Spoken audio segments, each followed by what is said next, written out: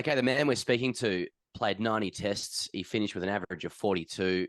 He made 14 tons, 26 50s, highest score of 228 there, 248 ODIs, 8,000 plus runs at 36, 21 tons, 37 50s in that format, 202 catches for his country in both formats. It's a huge honor to have the opportunity to speak to a guy who was a main character in one of the great eras of cricket for people of our vintage specifically. He was an excellent cricketer to watch, whether with the bat or in the field, where I think he's in the top echelon of all time. And it's a great moment to show some respect to South African cricket and a bit of humour, which everyone knows is coming. So joining us on the Grade Cricketer all the way from Cape Town, it's Herschelle Gibbs. Herschelle, welcome to the Grade Cricketer, brother. Thanks, gentlemen. Lovely to be in your company, as former Richie would say. So, yeah, I look forward to the next few minutes. Okay, it's a few minutes only. No worries. Just about the average of my my average innings. The length of my average innings. So all good. Yeah. Maybe we want to talk about cricket in South Africa and the issues and stuff, but really want to talk about you. And you can't research Herschelle Gibbs without stumbling across the fact that you may well have been the greatest ever schoolboy sportsman of all time. And it's not just yourself saying that. Like there is documentaries made about just how much of a king you were at sport. I mean, anyone who plays at any level believes they were great at school, but it could be that you were the greatest ever. And you, like a lot of cricketers here in Australia who think footy's their first sport, cricket's what, your third or fourth sport? Yeah, it was an interesting one. I'm not sure actually exactly how it all got started. Yeah, my dad is pretty much a champion. He was South African sprint champion in the 100 and 200 back in the apartheid days. But he never played any cricket. He played, obviously, athletics. He did athletics and played a little bit of rugby and a little bit of, soccer, but never played cricket. But I think I probably inherited some of his genes with regards to, just the speed and agility, which obviously helps in any form of sport other than underwater ice hockey. And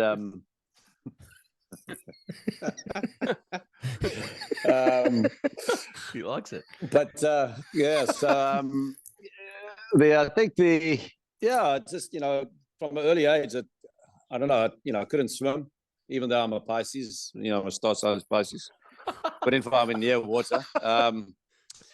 And I took to cricket and obviously as a summer sport and rugby in the winter, and then also used to do a bit of soccer straight after rugby in the morning from an early age. So I was pretty busy from an early age, and I don't know, one thing led to another, and I just went through the ranks, and before I knew it, I was playing obviously first class cricket at the age of 16, and even though I was thrown in the deep end, I think it was a great experience the first couple of seasons. But obviously in those days you could still play, summer cricket as a summer sport, and then rugby obviously in the winter. And then that was 2 years before I left school, and then I played rugby for another 2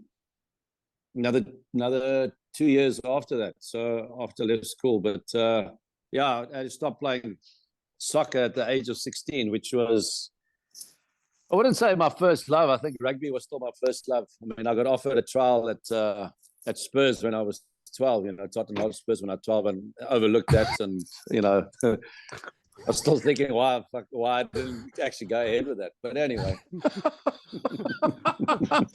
know that. Yeah. I didn't know that either. Yeah. I mean, I was going to say you're being a little bit coy, Herschelle, about your achievements. Yeah, I mean, I think you broke the school record for the 100-meter sprint. You went to Bishop's, a private boarding school in South Africa, and then that rugby was like the sport there. And then you just got, I'll play a bit of that. I'll play fly half. I'll just dominate that. Like when Herschelle Gibbs turns up to a house party when he's 15 years old, like the alphas in town, like that must have been like H. Gibbs is in the room, surely. Yeah. But yeah, man, it was just a problem that I went to all boys school, which I had to go out on the time to go and look for some fresh stock. But it was just one of those things, Yeah, but I tend to sort of just lap it up and I wouldn't say be the ringleader most of the time, but I enjoyed my youth, and I still do these days. Even though I've quieted down quite a lot since then. I mean, not to labour the point about school sport, but there's footage of you on YouTube in '92 playing what's called the Craven Week in rugby union. It must be a prestigious thing. Yeah. And you look like you're playing at a super rugby ground or an international ground in South Africa, and there's like Percy Montgomery's playing, and Corner Krieger and Louis Cohen, and you're dominating, and you're years away from opening the batting for South Africa. I mean, and you're kicking off both feet, you're jinking, it's chip and chase. It's an absolute it's an exhibition that you're putting on. But anyway, I guess it was go on. No, go on. I mean, I was lucky enough. I made South African schools rugby, cricket, and soccer, which I think is obviously a feather in my cap, because I haven't heard anyone in South Africa since then, since '92, that has made South African colours in 3 different sports. And we're not talking.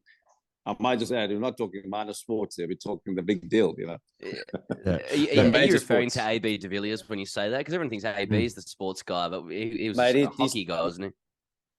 He still had 1 foot anyway. He can only kick with 1 foot, even though he wasn't a bad rugby player. When it came to soccer, I don't think he felt a little bit short there. But the rest, I'll say, he could hold his own in most sports. That's for sure. Who would win in a decathlon of sports between you and AB de Villiers at your peak, Yeah, I'm not too sure, actually. I think it'd be a good run, but, I've got experience on my side. And experience always counts in the end, doesn't it? And so you make your first class debut at 16. I mean, our shtick is grade cricket, the level below first class cricket. Did you just breeze right past that? Was it just straight from school to first class cricket, or did you still have some kind of, toxic experiences with older men in club cricket before you got to play first class? Well, I think, so I started playing, for the first league cricket at 15. So a year before I played professional, first class.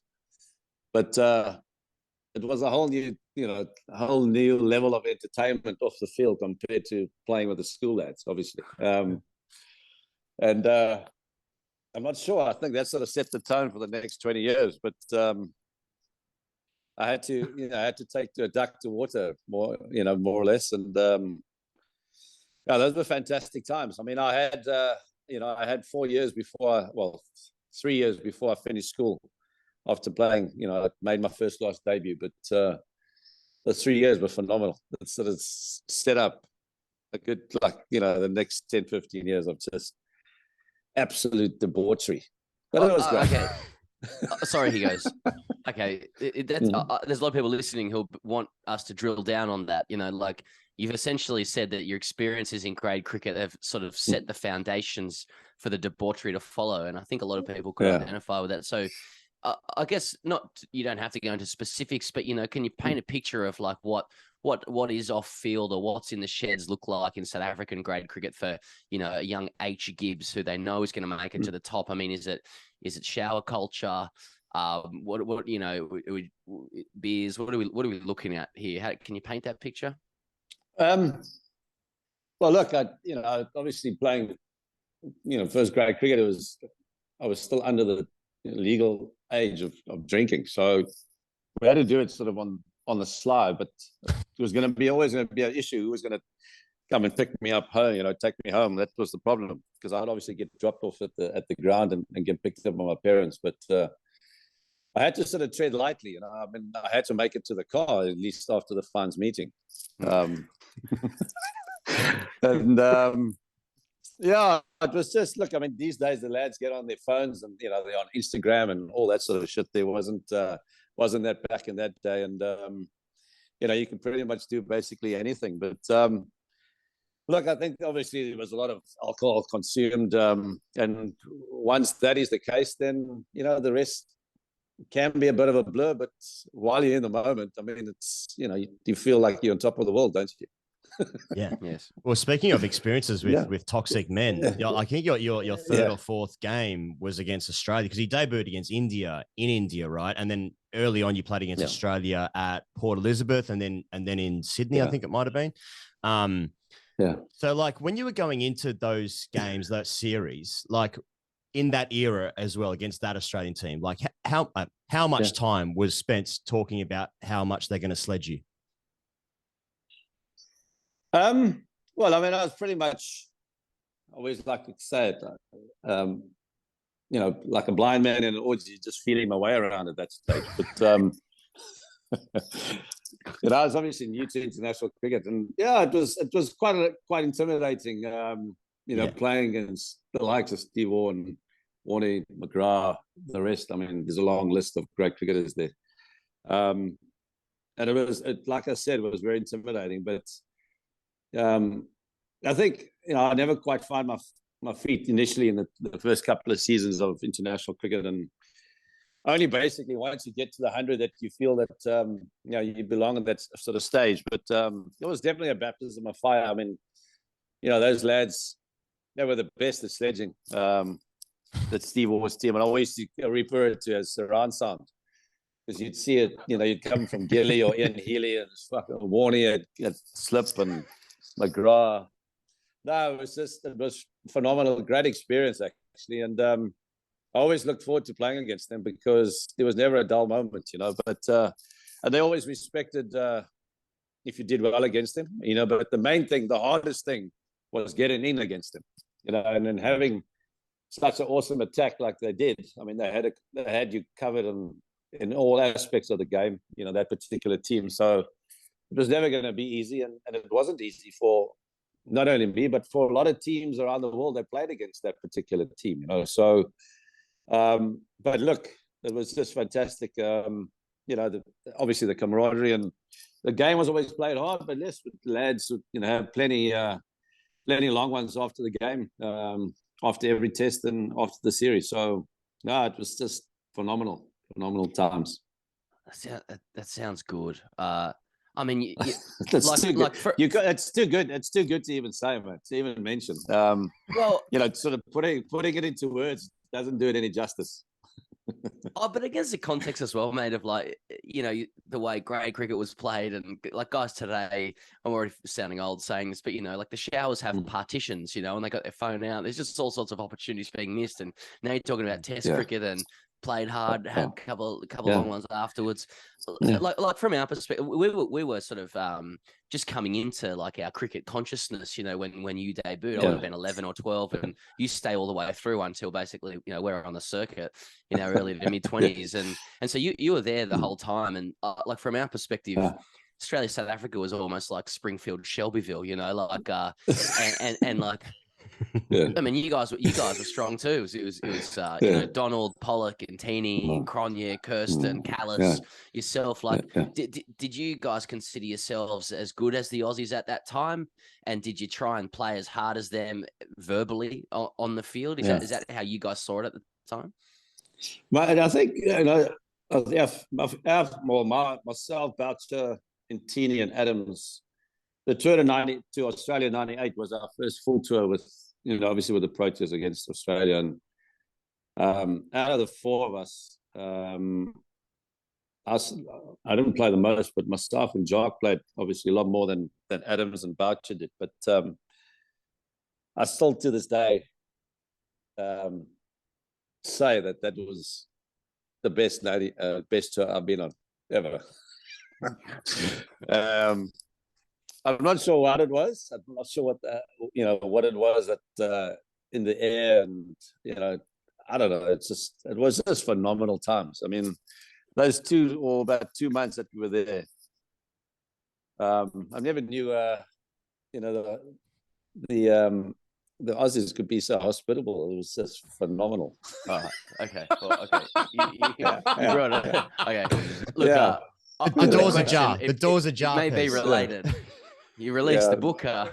You released the book in 2010 called. I know. And Yeah, I you know. know, I had to sort of contain myself as to how much in depth, how much I actually went into. But yeah, like I said, words cannot put it into.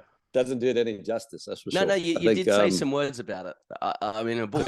It was the book's called To the Point. Great book. And one of the chapters is called Booze and Women.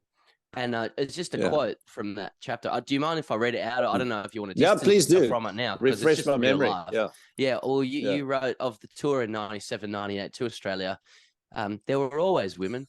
They came hunting in packs. And if they liked what they saw, you were in for the ride of your life. And everything's consensual, right? And what I'm curious about sociologically with that, Herschelle, is in Sydney grade cricket around that time and afterwards, there was as a fact a fascination with group sex. And I'm just wondering, was that your experience coming out to Australia at the time? It just that the country itself was in the grip of some fixation. It's in the throes. Wow. Yeah. Sorry to use the pun, but I think, you know, I mean, when you're in your 20s, I was never one that, you know, stood back because I was playing a professional sport and that would restrict myself from actually living, you know. And I always tell people that when you're in your 20s, you should do everything that you shouldn't do. You know, you learn a lot about yourself in your 20s. And obviously, once you get to 30s and 40s, then you sort of pan out or sort of, you know, work towards where you'd like to improve just in general as a person and your certain, you know, your personality, your characteristics. And that sort of tries to get you ultimately, you know, to be the complete human. But when you're in your 20s, mate, it's like a free-for-all. You know, you should do everything irrespective of what your career is. You know, that was always my approach. And it was just something in that air, that particular tour that, I don't know, it was like manna from heaven, as I said. I don't know if I said it in the book, but, you know, wherever we went, it was just heavenly. Like I said, they were just very hospitable. And like I said, we didn't mind, you know, the more the merrier, as they said in those days. Because you were saying in the book, you know, like you were rooming with someone and your friend's missing out, and, you know, can you help my friend out? And you know, and you know, we obviously tried to be as sharing as possible, but it wasn't always the case. But you know, you snooze, you lose. I've always said that. It strikes me, Herschelle, that you know, because of the IPL now, all the guys are so friendly. And because they'll play against each other, they play so much cricket and they see each other all the time, and they have much stronger camaraderie, but maybe just in a different way from when you played. Because I've heard a story that Gary Kirsten actually was talking about after the 99 World Cup semi-final, where obviously what happens. But Gary Kirsten is talking about after the game, he's talking about Shane Warne. You guys ran into each other in Birmingham. I think that game was played, right? And then you guys were like having beers after the game. So I wonder if, like, first of all, like, what were you there? Do you remember that? And also, like, maybe the camaraderie was just different to how it is now, but equally respectful. I don't remember after the semi-final, but I remember obviously in the Stage 6 game, you know, coming back to the to the moment of the 99 World Cup. We got myself, Warnie got cracking on a couple of beers and cigarettes in the change room afterwards. But I know after Birmingham, I had other plans rather than going out on the town. I mean, I had basically I had to be the night watchman for the evening. So, so I didn't make it out to the town anyway that particular night. Right. Yeah. But I like coming back to your point. I just think, I mean, even way before the IPL, I think, you know, Australia and ourselves were just. No, I think, you know, we played the game hard, but the lads enjoyed themselves off the field. And, you know, if you speak to all the Proteas that played in the early 90s or even before the 2000s, it was just phenomenal times. You know, I think it's obviously there's a lot more friendships made these days because the lads are playing so much cricket and they're traveling together, a lot of them, those, you know, play mostly T20 cricket. But I think it's always been that way. You know, we play the game hard. You know, the two cultures are very similar.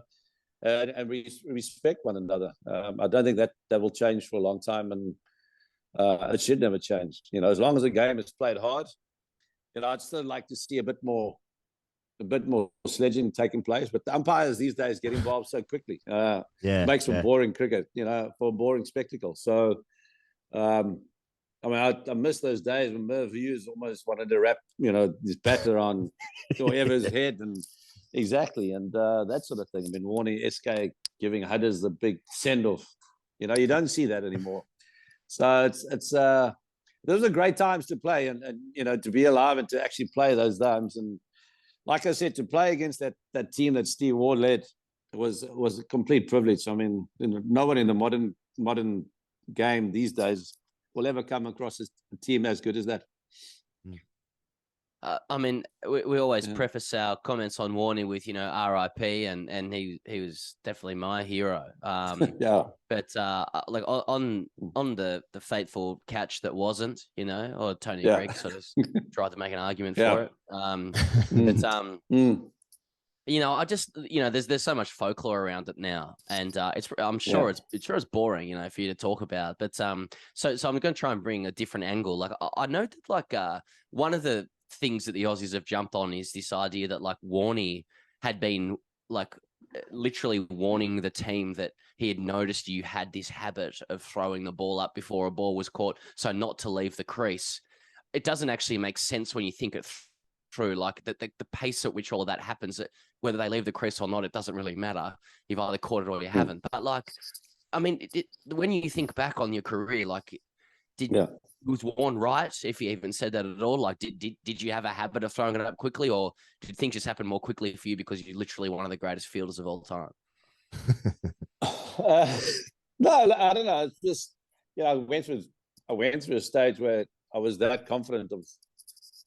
I was probably, I wouldn't say too confident, but I backed my ability, my athleticism, and we practice a lot of catching, that proper intensity. Intensity I don't think you'll see again. It's just and that comes with and that confidence and self-belief comes in that you can take anything that comes your way. And for some unknown reasons, for a period of time, I went through a period where I used to just want to catch and throw it away immediately. But that particular game, it was the same thing happened. But for Warnie to say that and bring it up before the team meeting, it just showed how much of a, just the cricket brain that he had. It's a weird thing to say, to be honest. Yeah, like, really, no, it was weird. Imagine hearing and Gilly, what am I meant to do about that? And Gilly, and Gilly's obviously told me that plenty of times that Warnie did bring it up, but I don't know, it happened. And people still this day, ask me, do I regret dropping it and all that? And it's like, no, I mean, we carried on. I mean, we had beers and a couple of, ciggies, a couple of poles after the game, and life was fine. It's not about, about regretting anything. I mean, I dropped about 5 catches in my career spanning 25 years, but there was always one that was going to be reminded. I was going to be reminded of, and that was it. But so be it, And it was like I was watching it this evening, as I do, just with my family. Yeah. And it would have looked great if you'd taken it, because it was like it was a no look throw up as well. Like it was a real no looker. It would have looked fucking cool. Yeah. Anyway, not to be. Look, not gonna ask you about the, what Steve Ward did or didn't say, but what I want to know is like. Yeah. He obviously had something had been happening beforehand that had obviously led him to engage you in that moment. Had there been something before? Is there anything you can add to that? Anything he'd been saying to you? Because he did like talking. No, like I said, the hardest part against that particular team was getting in, as a batsman. Once you got to 30 or 40, they tend to, you just tone it down a bit, not really say much. But the first 20 runs or so was hard work, whether it be Test cricket or one-day cricket. So, obviously feeling on top of the world, getting, playing my first World Cup and getting 100. I was the only SA batsman that got 100 in 99 and 2003. It's stupid. But anyway, and yeah, I was feeling on top of the world. And obviously when Tiger then came in, they were obviously in a spot of bother, and I had every right to, give him back what they dished up while I was batting. So I'd like to fight fire with fire. I mean, that sort of thing happened. It carried on going throughout the test. 2003, I think it was, 2004 at Adelaide. I was walking into bat, and Tiger just said, "Hirsch, we've been waiting for you." I haven't even got to the crease yet. Yes, we've been waiting for you, Hirsch. So there was no let up, back against that particular team, and it was hard work. It was hard work, but it was fantastic times. It was hard, but it was great times, really great times. Let's talk about the 434/438 game where you hit 175 off 111 balls. Fucking hell, Hirsch. How were you seeing him that day? Jesus Christ. You got out. It was 18 overs left. You're on 175. So first of all, you threw it away. Sure. Second of all, so that last over is sick as well, because Makarantini comes in. You need 3 off 2 or something, and then Boucher hits the winning runs with 1 ball to spare, 9 down. Packed house at Joburg, jubilation, absolute scenes. You guys run into the field. We spoke to Mickey Arthur maybe a year ago, Pez, something like that, and he was saying I think the coaches got into the showers after the game as well.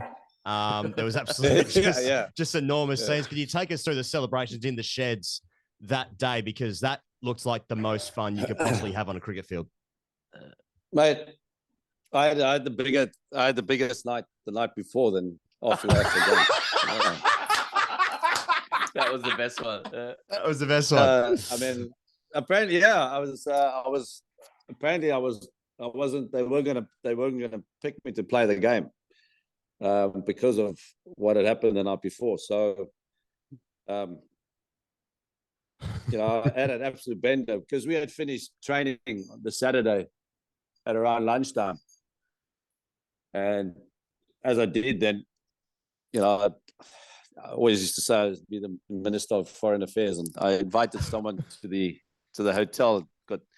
And we ended up having lunch obviously in the bar downstairs at the hotel. And if you know the Santon Sun, so the whole hotel overlooks the bar. So, you're there for everybody to see. But anyway, it didn't really make a difference to me that day. And it started at about 2:30 that Saturday afternoon. Got into the liquid grapes. And I don't know, for that sort of period, I was going through the wine, and I liked wine then, but white wine. This is white wine. Ooh. And sampling, a couple of the Chardonnays and Sauvignon Blancs. Went to the team meeting at about 6:30, and luckily I didn't have to say much in that meeting, so I escaped that, unscathed. I came through that unscathed, and then the whole night just finished around 3:30 Sunday morning. So I actually surprised myself that I actually woke up in time for the game, and it wasn't late for getting on the bus to the ground. And you can imagine how I was feeling getting on the bus. I just said morning, went straight to the back of the bus, and had a quick another 10, 15 minute snooze. Got to the stadium and had a Red Bull and there's 2 anti-inflammatories. And that was it, But it was the first time ever on a cricket field that I was actually scared of fielding. I was actually, shedding my pants that the ball was going to come to me, and I was, I just didn't know what I was going to do. And it was the first 15 overs, the wicket was quite slow. I remember actually taking almost a blinder off Gilly, off Makarantini. Full stretch to my left, just managed to get there, but it would have been an unbelievable catch, even though I say so myself. But and then Andrew Wall kept on bowling, and they kept on hitting him through extra cover because the wicket was a bit slowish that morning. And then Graham said, obviously I was at point, and Graham said, "No, Hirsch, we want you at extra cover." And I just said, "No, no way, I can't do this," And luckily, nothing came straight towards me. That just ball kept on beating me either side of me. So it was one time that I was actually shitting myself on the field fielding. But coming to the batting, And then batting, sampling, I still had the taste of the Sauvignon Blanc while I was batting. It was unbelievable.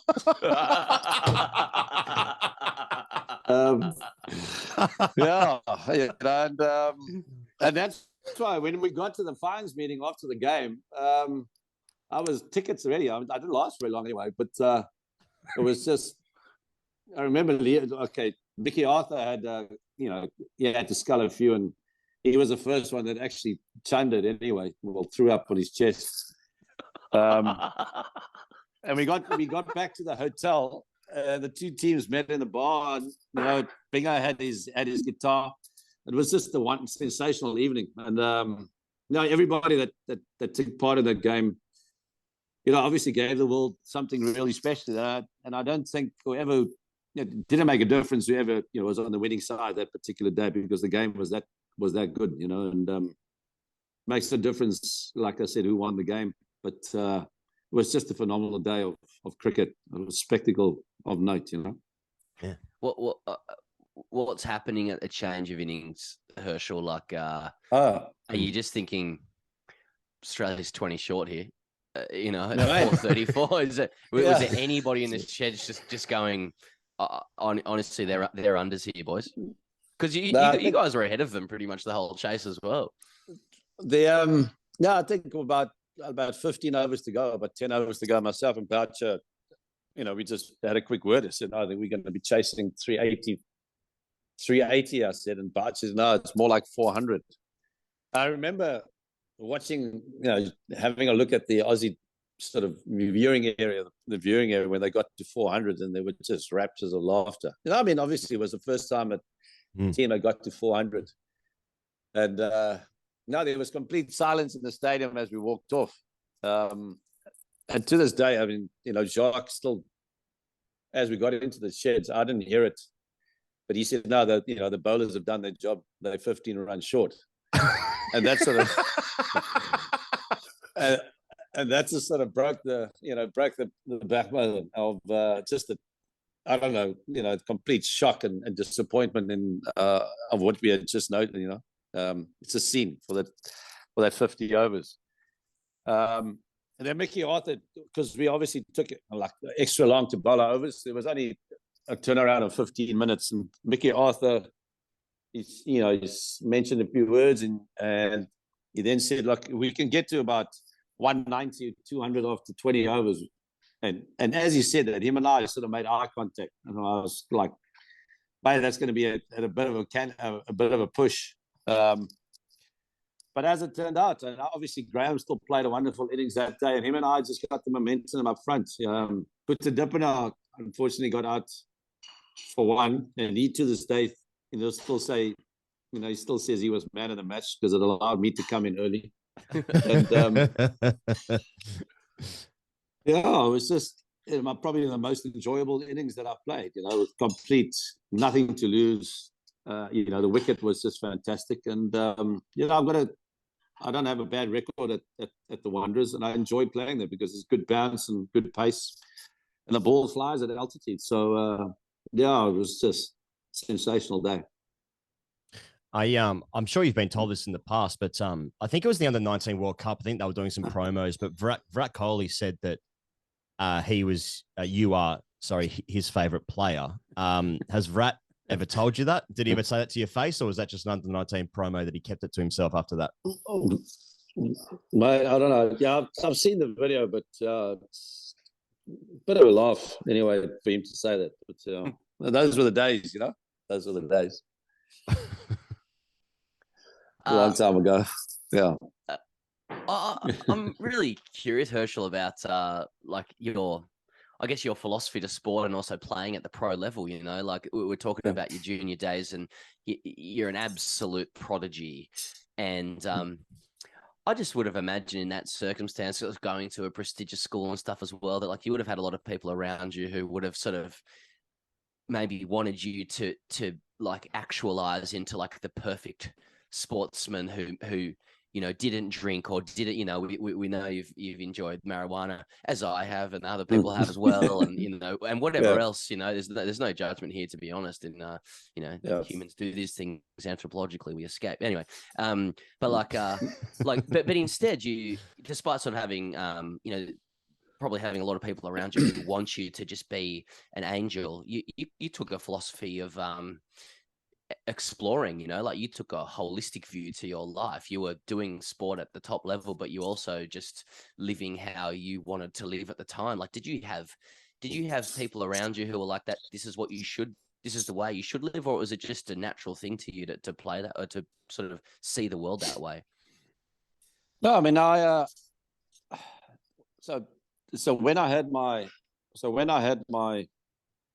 the reason why I stopped playing rugby was I did my cruciate ligament in 1994, and those were the days where you still could play 6 months of rugby and 6 months of cricket. But so when that happened, the surgeon who did the operation actually just said, if I were, because I had been playing 4 years of first class cricket by then, he said, if I were you, I'd rather just stick to cricket and give up the rugby, because obviously you could play cricket a lot longer. But I was so gutted that it happened, that an injury happened, because rugby was, you remember, I've given up soccer at 16 because there just wasn't enough time in the day to play rugby, rugby in the mornings and then soccer afterwards. Because obviously the older you get, the later the sports also get. But for 2 years after that injury, I never went to Newlands, obviously Newlands Rugby Stadium, to go and watch any rugby. I was so gutted. And my belief, well, for me, rugby union is still the most complete team sport you can get, this, in my opinion. Simply because it's got all the characteristics that really make up what a team sport is about. And that is why I think rugby union is the best team sport. But be that as it may, and I had to just get on with it. I didn't have any other work I was doing. I had to play cricket.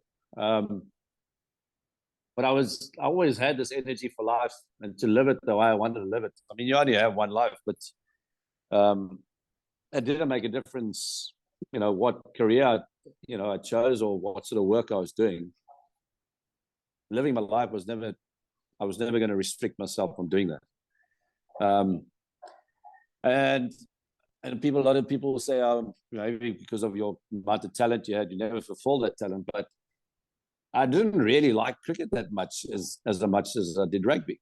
And I was just fortunate enough that I could make a living out of playing cricket. And when it comes to the batting, I think, if I really liked batting, I would have tried to get 300s or 250s, etc., etc. But it was more just about expressing myself. And that was so difficult for me, especially as an opener, that you couldn't just play like that, and especially with the wickets that we have here in South Africa, especially our test wickets. I think there's such a challenge, technically and mentally in a lot of ways, for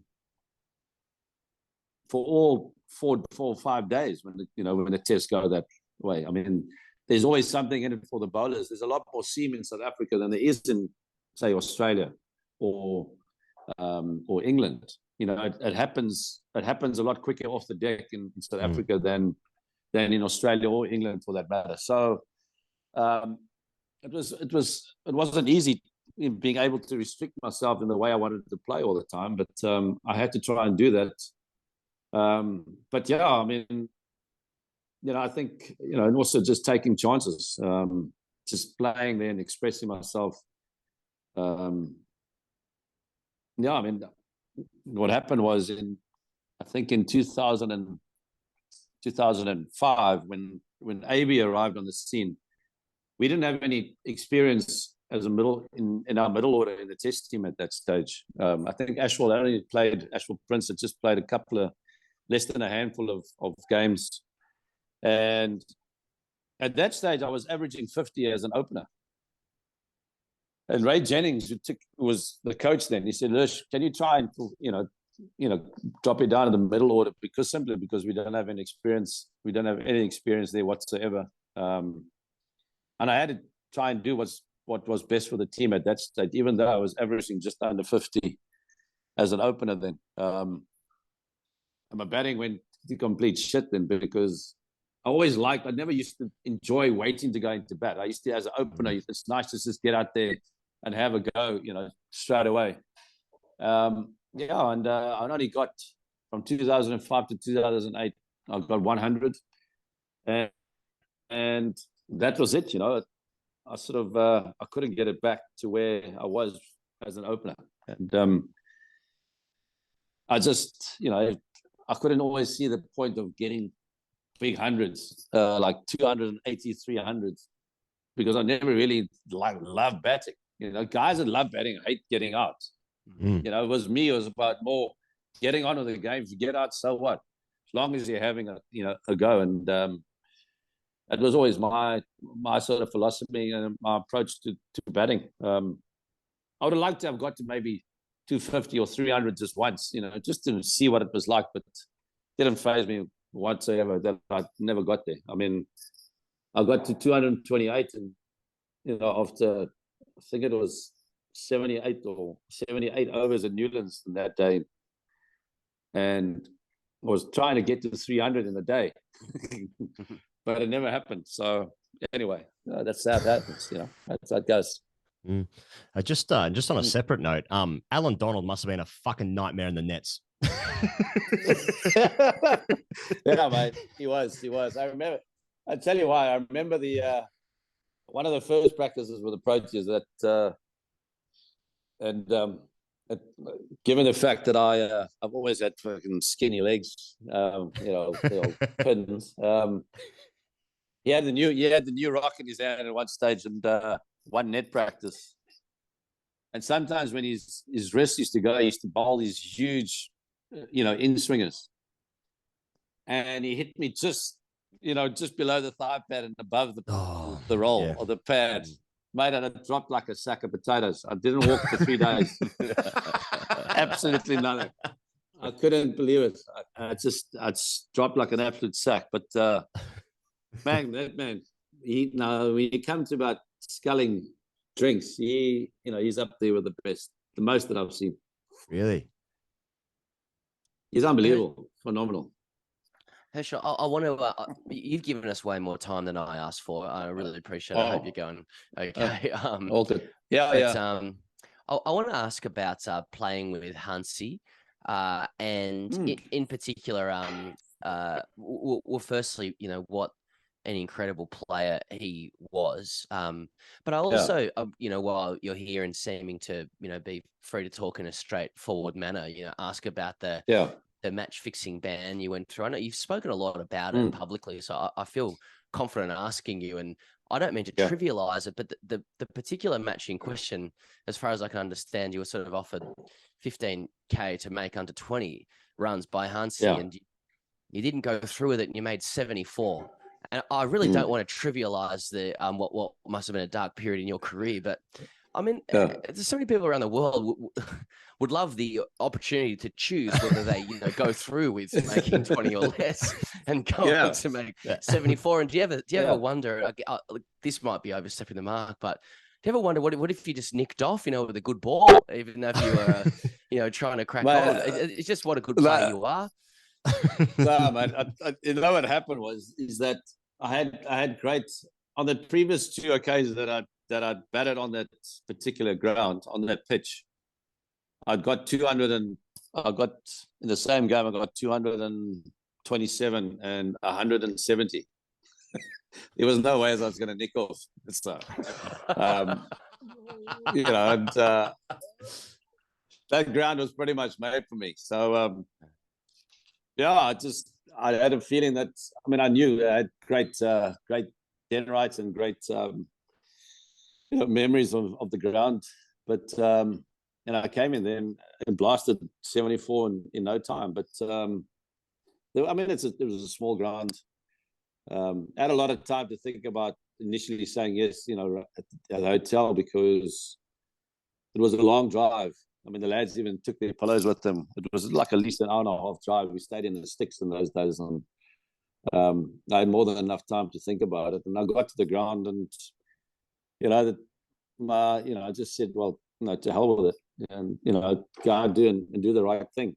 The funny thing was, when Hansie still came into bat, I had this biggest grin on my face because I obviously knew that I'd gone past 20. And he looked at me and he said, "You just keep batting, my boy. You just keep batting." And that was it. And I managed to get a run out towards the end of the game. That also helped us win the game. And, that was that. But, I mean, it's funny that people will continue, not bring it up. I don't bring it up. So a lot of the Indians on Twitter every now and again will go, fix it. None of them actually know what actually happened, and et cetera, et cetera. But, it was interesting times those days. The band gave me 6 months to fall in love with golf. Before that, you'd never find me near a golf course. But, it was the couple of months leading up to the King Commission. Those were not traumatic, but I was under a lot of pressure then. I had a migraine. I've had hangovers, mate. I've had hangovers like you can't believe over the years. But a migraine, those people that get it, I feel very sorry for them. Yeah. It's hardcore that. And it was just all the strain and the pressure that I was on. There's a couple of months leading up to the King Commission. And just on that, Herschelle, I think people probably ask about it because it's just such a curiosity. No one's experienced themselves or how something like that comes together and what it must be like to go through. And you detail a lot of it in lots of public statements you've made. Anyone who wants to know more about it can through you. And I think that's helpful. With that experience, do you get any sense that that things like match fixing may still go on in cricket? Do you think the experience gives you any extra insight into what you might look for? And if so, do you get a sense that there may still be some of those forces hovering throughout the game? Well, I think, I don't know. I mean, until it all comes out, we'll never know. But I wouldn't see it as a joke. I mean, obviously, I regret exactly what I did. I mean, even though I never ended up going through it, but I gave a lot of people jobs as far as the anti-corruption unit is concerned. That's a pure joke. I like it. It's in the construction. I gave a lot of people. I gave a lot of people employment, but look, until it all comes out, it's and since then, lads have actually, got their own rooms now that, you can't share with anyone. So, as hard as it was, now the lads get their own rooms. And I'm sure they're quite happy with it, rather than have it to share. People should be thanking Herschelle Gibbs for that. If anything, they should be thanking him. They should be thanking him. I want to ask you, Herschelle, it strikes me that, I mean, obviously, Hansie's passing was tragic, with the crash and whatnot. But it struck me that even though he went through all the things he went through and he was doing all those things, that he still had people that really loved him. And even your description just there, where you were discussing match fixing out in the middle, but he sort of smiled at you and said, "You crack on, my boy." There's still some sort of kinship there. There's a love for Hansie, and I feel like that lives on in his memory, which is interesting, given that he brought the game into disrepute, but amongst his friends, he's still loved, isn't he? No, for sure. I think everybody that played under him, would tell you how much they respected him and loved him. And, he was such a natural leader. Lads would go through, run through a brick wall for him. And he wanted to win at all costs. His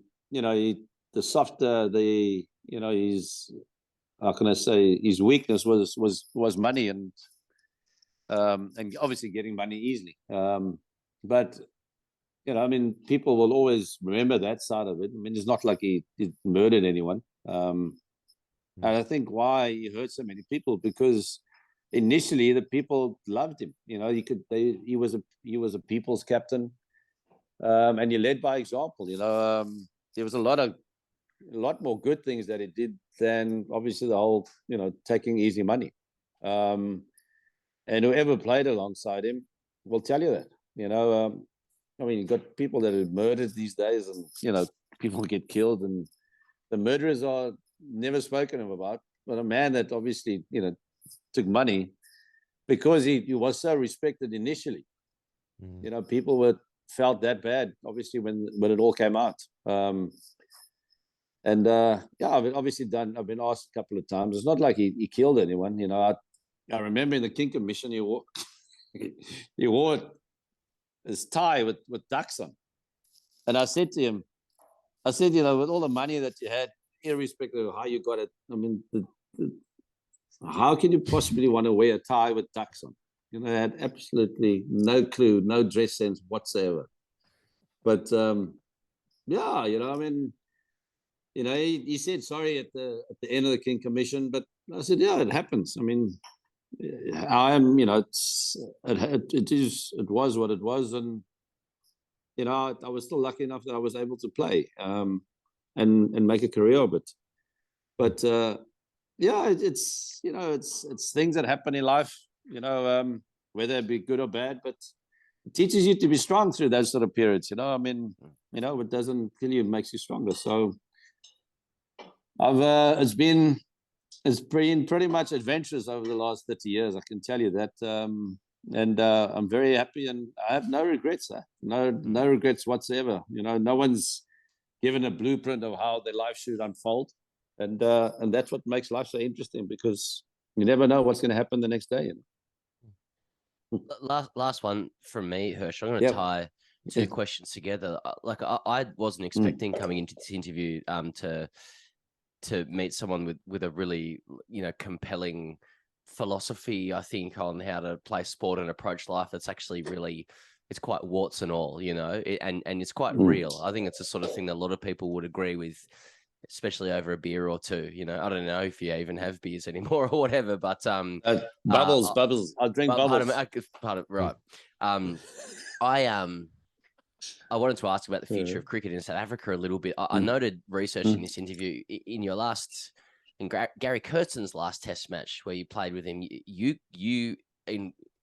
quoted as saying you cried for hours at the idea of him playing his last Test, right? And I'm not going to make fun of that. I think it's really interesting in terms of whether or not, you know, guys who play for you know, the MI Emirates in the South Africa League are going to be crying for hours, you know, if any of their players leave or anything, with respect to the MI Emirates, by the way, or the Deccan Chargers who you played for or whatever, you know, and whether those kinds of bonds or that kind of cricket or whatever it was that we loved about that era is going to be achievable for South Africa into the future and for other countries as well, as cricket kind of reorganizes around franchise cricket, because you're a guy who probably would have done pretty well in this era too. But I think Gary and I obviously I started opening the batting for South Africa in basically in 98, and for the couple of years initially when we opened together, you know, we basically became like brothers, you know, because we had trained so hard together, prepared for the Test matches and one-day games was, you know, so hard. You know, we obviously grew quite like close to one another. And I'd seen him in his heyday when I started out, you know, playing first class cricket, how much of a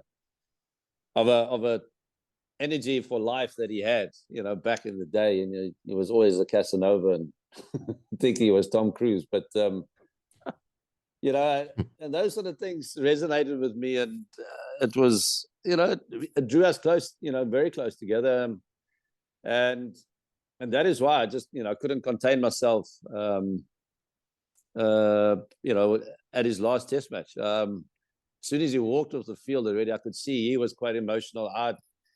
I just couldn't stop because it was the end of the test match, end of the day, and I just carried on crying for the whole day. I couldn't believe it. But I don't know, with today's cricket, I don't know if you get that closeness anymore. The lads they're hardly in one place at any given time for very much longer these days. The guys are on the plains a lot more, and they're with different players also a lot more than in previous years. You're not going to get guys that play maybe 100 tests together or even 70 or 80 tests, and those sort of relationships or partnerships, they bring people very close together because there's a lot that you go through, especially as a batter.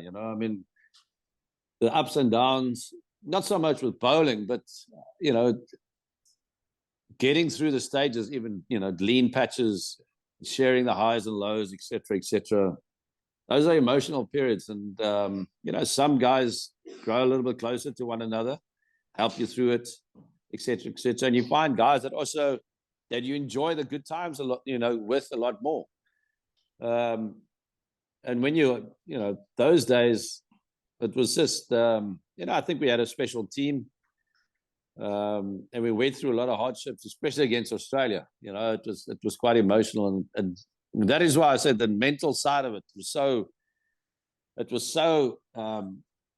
sort of energy sapping because they were such a great team. It took a lot out of you. And when you did well against them, it was such a relief because you didn't do well against them a lot of the time because they were that good, and relationships became, important. I was basically on the road from age of 16. So I never really had anyone to confide in. I was just living and playing, and made some interesting, some great partnerships along the way, relationships. I think I still prefer, I started in 89.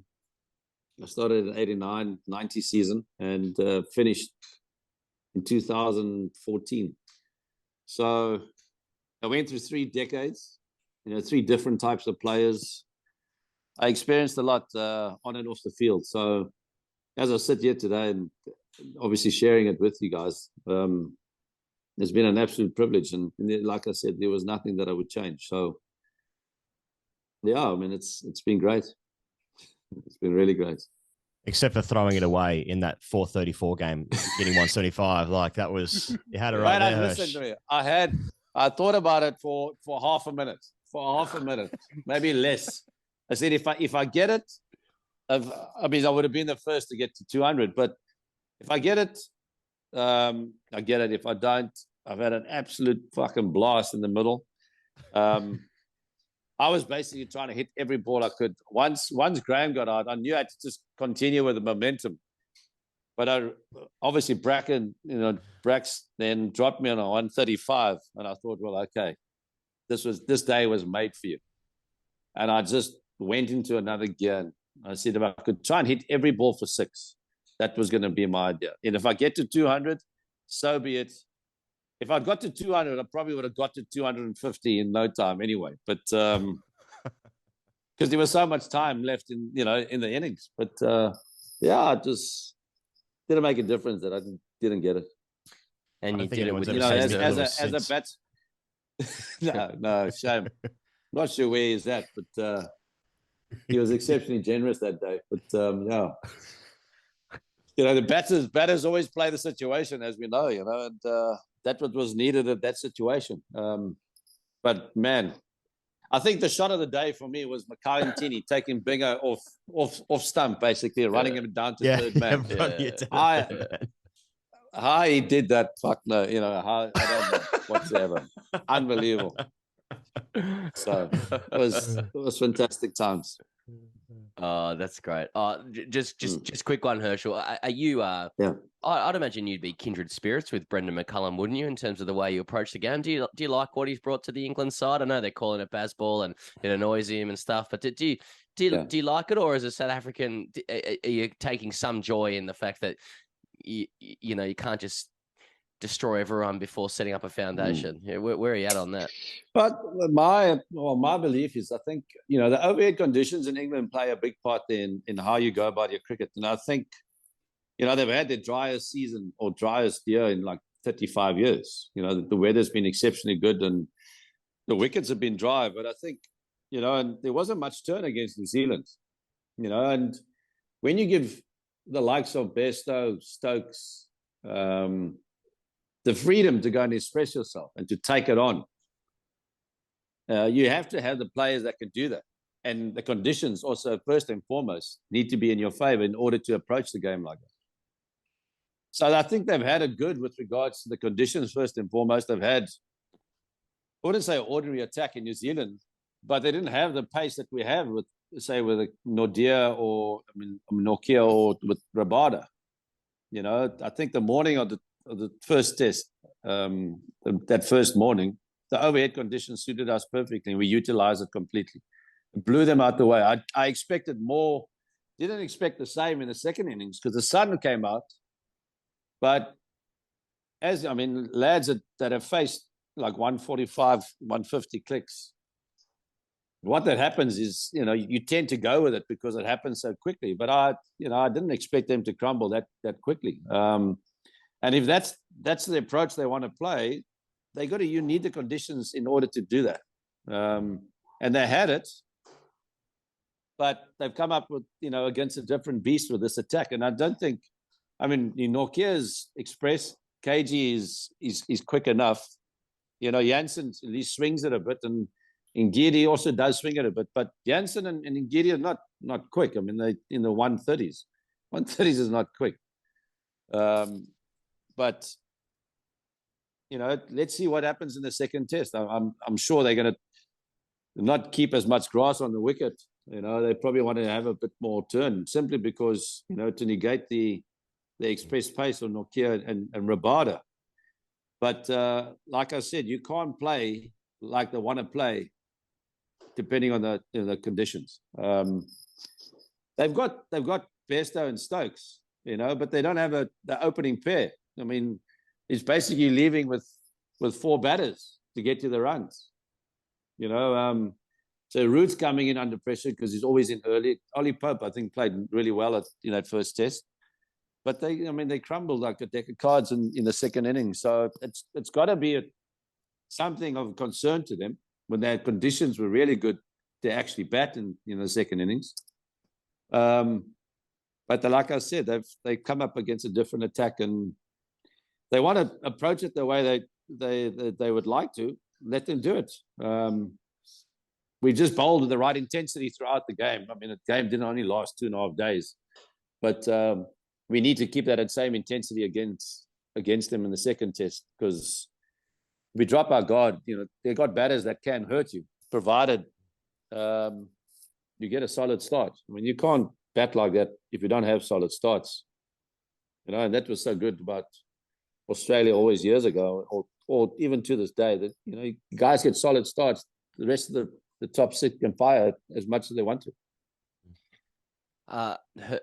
Herschelle Gibbs, we will let you go. I don't think anyone has ever stayed for as long as you have, given that I said, do you have 10 to 15 minutes? And you have taken next us time on a we'll journey. do it with a little beer in hand. Yeah, absolutely, talking mate. like this without a little drop, but anyway. You've taken us through 3 decades. 3 decades of cricket, which, and everything that's changed in between.